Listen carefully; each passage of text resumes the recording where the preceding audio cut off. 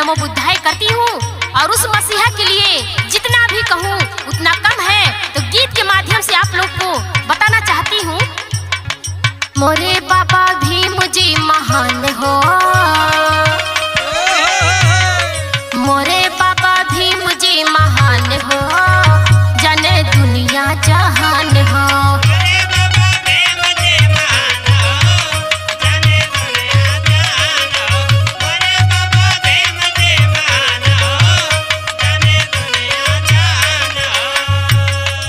दुनिया जहान जाने दुनिया जहान हो,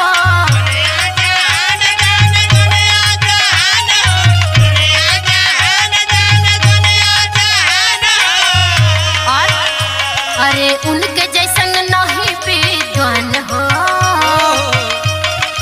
उनके जैसन नहीं विद्वान हो, जाने दुनिया जहान हो।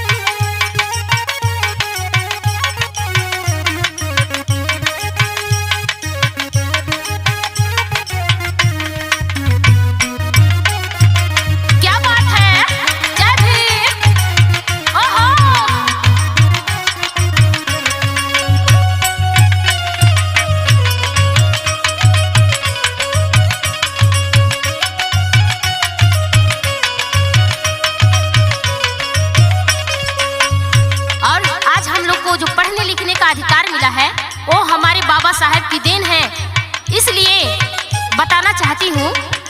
पढ़े लिखे के अधिकार दिया वाले,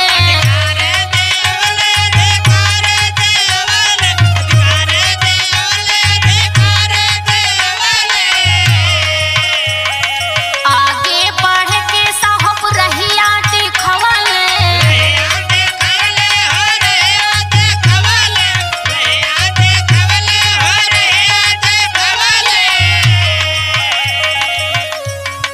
पढ़े लिखे के अधिकार दिया वाले, आगे बढ़ के साहब रहिया दिखवाले।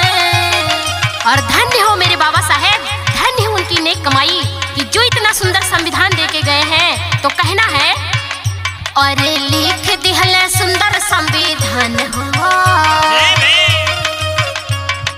लिख दिहले सुंदर संविधान हो, जाने दुनिया जहान हो।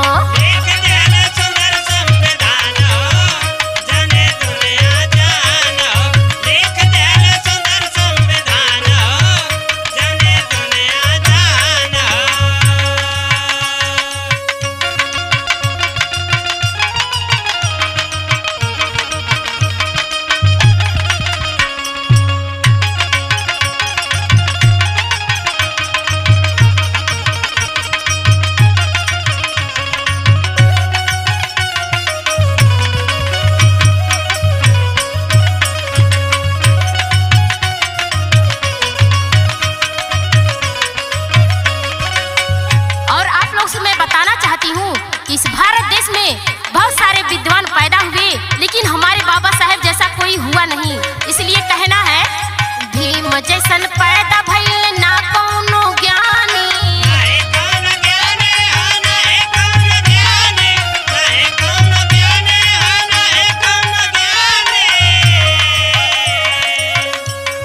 मोती मुनरिका के बातला तू मानी,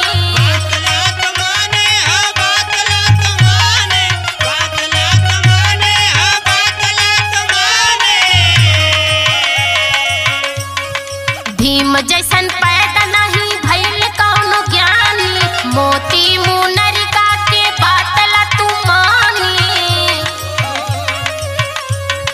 खुशबू के बातला तू मान